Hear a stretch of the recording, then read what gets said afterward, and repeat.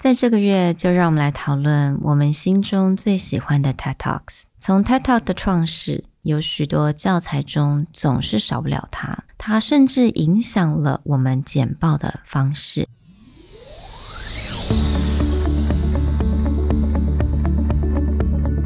Hello， 欢迎来到 Executive Plus 主管与沟通力的 Podcast。I'm Sherry, an educator, certified coach, and style enthusiast.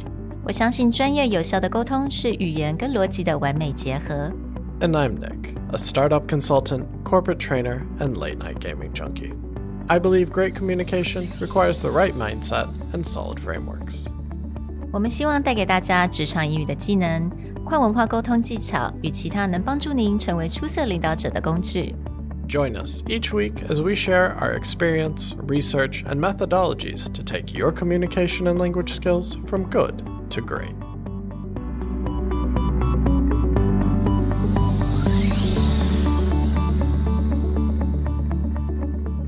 Hey everybody, welcome back to the Executive Plus podcast.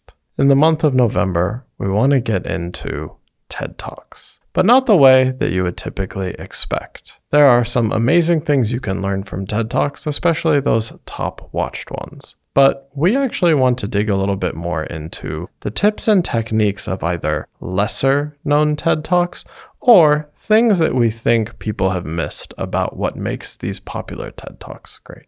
That's right. I think when TED Talk first started, all of the English trainer teachers out there have definitely referenced TED Talks, right? We watched it, we used it, and I think students loved it at a time. And it definitely made an impact in our presentation style. I would say definitely like 5-10 years ago, there's not a classroom you could go into where this wouldn't come up. And I remember 10 years or more before, like even my parents and I would pass back and forth TED Talks we really liked. It was a big deal, like when they dropped the app and then you could get everything in one place.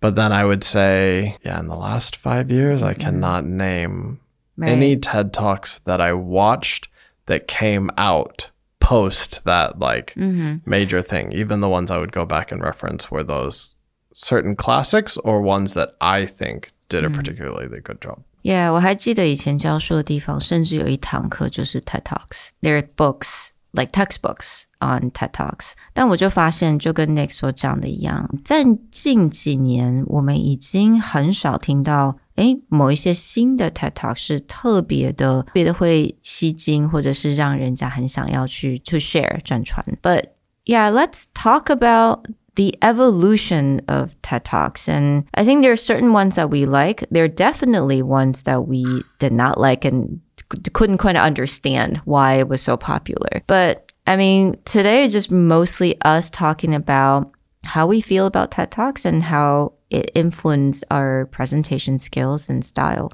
TED Talks actually started back in 1984. The very first TED conference, TED 1, is 1984 in California. And then eventually they actually kind of moved around. You open up TEDx. So this is kind of late 2000s into the 2010s is when it really takes off. Part of that is because the original founder, Richard Saul Warman, passes it over to Chris Anderson, who is most famous for kind of building up the TED as it is that most people know it for. But that TED, the Technology, Entertainment, and Design, was originally just more like a true conference. It's different leaders in these spaces exchanging ideas. Eventually, you get thought leadership into a whole different range of topics, different CEOs, and then you have things where it's like Elon Musk's actual conversation is one of the top TED Talks that people watch. It's not even a presentation, it's just an interview.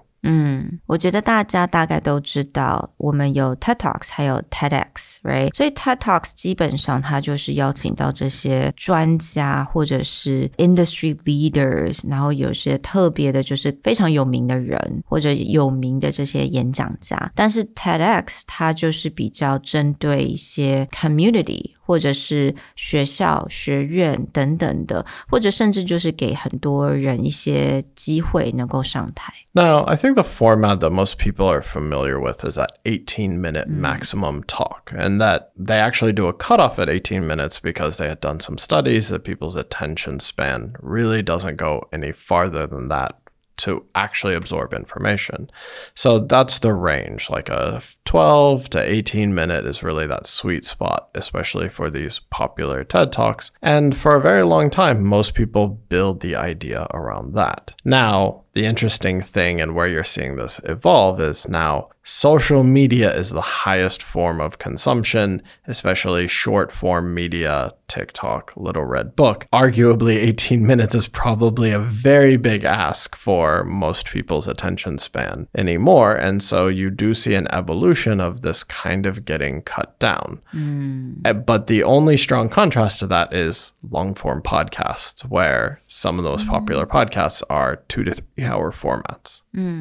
Yeah, speaking of long form, 我知道近几年 YouTube 就是比较 long form 的一种 storytelling 方式，其实等于说有点崛起了，可能是因为看 YouTube 的人的听众跟观众稍微年纪是稍微大一点点，那也比较希望有这个 channel 是有这种所谓的 long form, like anything that I guess over 18, 20 minutes is considered long form now. But yeah, I see that. I don't think long form has gone away, but it has found its way to its audience, and the audience are very specific. And I would say there's an interesting insight that you can argue from TED shifting into long form. One is that a point that I like to make when it comes to discussing TED Talks. Most people envision a TED Talk as a person on stage, a very highly designed, minimalistic PowerPoint, and then they tell stories and they have like a very specific pace of talking. But if you look carefully at the most popular or most watched TED Talks of all time, I would say a third of them, the person has no PowerPoint. Sir Ken Robinson, Schools of Creativity, there's no PowerPoint. The StoryCorps basically does not have a PowerPoint. They do show a short film. Elon Musk's interview, there's no PowerPoint. A lot of these are just people talking. And then back to that like podcast taking off, long form content is if you visually stimulate someone, it can be overwhelming for a very long time. But if someone's just telling stories, either talking to the audience or talking to a microphone, people's attention span is very, very different. Yeah, speaking of that TED Talk by Sir Ken Robinson, 大概是最有名的吧，最多 views 的一个 TED Talk. And also, if you remember Simon Sinek, the Golden Circle, he just used is it whiteboard or... This is like a very traditional flip chart. Yeah, flip chart. He was just writing on it. And also, I think one of the other one that's quite popular was Brene Brown's. I don't remember her PowerPoint slides. Is extremely minimalistic. It's just like a few words. Another one that is an interesting contrast back to Amy Cuddy. There's a lot of controversy around her now, but the power posing, the most powerful, most watched piece of that entire thing is not her main presentation. It's a 3-minute personal story in which there's no presentation. It's just her telling a story. And so this is back to the lesson that you can really pull, I would argue, from these most popular TED Talks is not what's the PowerPoint design. It's not the 18 minutes thing. It's that if you look very in depth or in detail, the most popular talks are ones where they're just telling a story or they're talking to an audience. And you rely on nothing else. 那我觉得其实这个 idea 也就是跟我们一直在提倡的也是一样的。你在开始构想你的 presentation 之前 start from the story itself. Do not open your PowerPoint or Canva. Do not start typing. Start from the story and actually structure your story, and then using your PowerPoint as a support, as a supplementary, like a visual aid. It's an aid. It's not the main character. Right. And understanding that piece, and that's why I think analysis of the top TED Talks of all time has been done by almost any teacher that you could think of. But one of our motivations to go back and find the gems that maybe we think people are overlooking is because those very high quality communication or presentation skills are still there.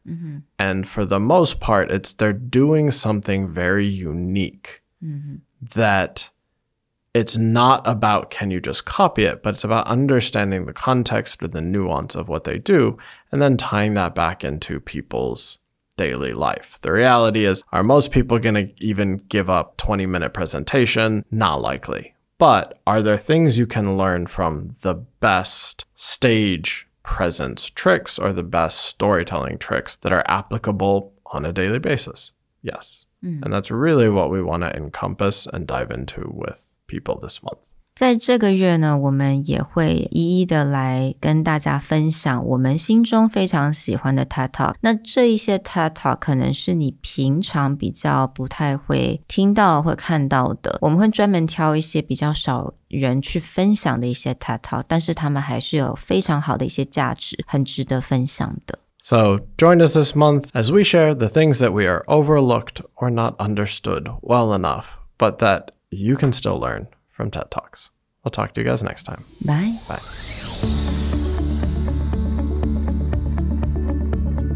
The Executive Plus podcast is a Presentality Group production, produced and hosted by Sherry Fang and Nick Howard. You can search us on Facebook, 主管英文 Executive Plus.